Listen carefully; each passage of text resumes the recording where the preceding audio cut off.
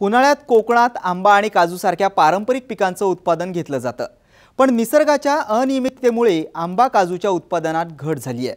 त्यामुळे इथले शेतकरी आता हंगामी आणि कमी काळातल्या पिकांच्या लागवडीकडे वळले आहेत। गेली अनेक वर्ष निसर्गाच्या अवकृपेचा फटका बसल्यानं कोकणात पारंपरिक पिकं घेणारा शेतकरी हताश झालाय। वर्षभर मेहनत घेऊनही हंगामाच्या अखेर हाती काही लागत नसल्यानं आता शेतकरी कमी कालावधीच्या पिकांचा पर्याय शोधतायत। कृषी विभागाच्या सल्ल्यानुसार कुडाळ तालुक्यात अनेक शेतकरी कलिंगडाची लागवड करतायत। नोव्हेंबर ऑक्टोबर मध्ये शेवट किंवा नोव्हेंबरला सुरुवातीला आम्ही ही रोपं लावायला चालू करतो। रोपं लावताना पहिलं भात शेती कापल्यानंतर आम्ही ट्रॅक्टर घालतो, फळ्या करतो आणि फळ्या दोन्ही साईडला असे ओढून किंवा चरी करतो।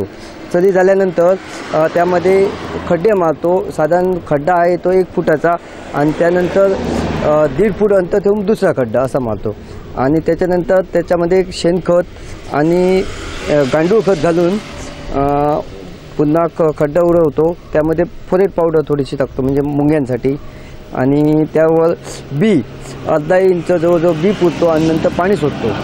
पाणी सोडल्यानंतर बी 7-8 दिवसात रुजते। 7-8 दिवसात रुजल्यानंतर त्याला पुन्हा पाणी लावावं लागतं। ते 4-5 दिवसांनी पाणी हे चालू लावायला लागतं। सिंधुदुर्ग हा पर्यटन जिल्हा असल्यानं इथं पर्यटकांची मोठी वर्दळ असते।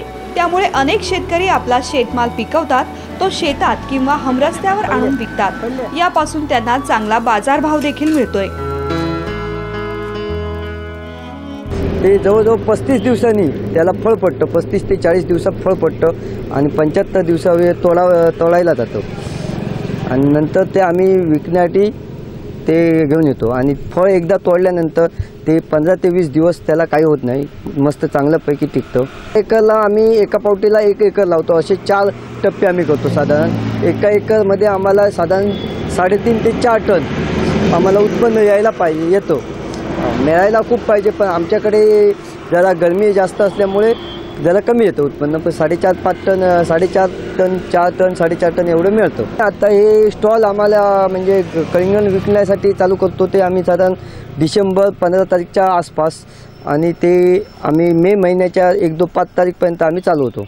आमचं पहिलं उत्पन्न कसं 4-5 हजार रुपये महिना कसं बसवायचं। आता साधारण आम्हाला हे कलिंगड स्टॉल लावल्यापासून आम्हाला महिना अगदी कमीत ते 15 ते 20 हजार रुपये अगदी कमीत मिळतात। नोकरी करण्यापेक्षा हे आपण स्वतः करून कष्ट करून स्वतः उत्पन्न काढलेला आम्हाला सुद्धा एक मान असतो स्वतः काम केल्यामुळे, तो आम्ही इथे मिळवलेला आहे। सुरुवातीला पारंपरिक पिकांव्यतिरिक्त इतर पिकांची जोखीम घेण्यास टाळाटाळ करणाऱ्या शेतकऱ्यांना कृषी विभागाच्या मदतीमुळे आज किफायती उत्पन्न घेणं शक्य झालंय।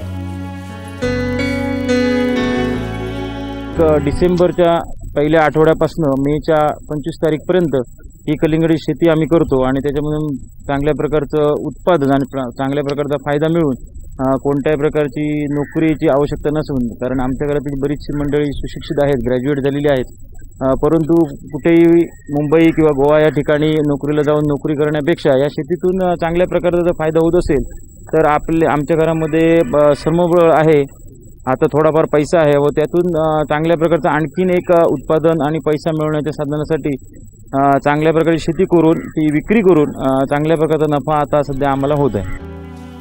कोकणातील शेतकरी पूर्णतः वर्षभरातल्या एका पिकाच्या हंगामावर अवलंबून असतो। सध्याच्या वातावरणात सततच्या बदलांमुळे पारंपरिक शेती उत्पादनं अनिश्चिततेच्या कचाट्यात सापडलेत। अशा परिस्थितीत कोकणातल्या शेतकऱ्यानं कमी कालावधीची उत्पादनं घेतल्यास चांगला नफा मिळवता येऊ शकतो। दीपक भागवत सह ब्युरो रिपोर्ट, साम टीव्ही, सिंधुदुर्ग।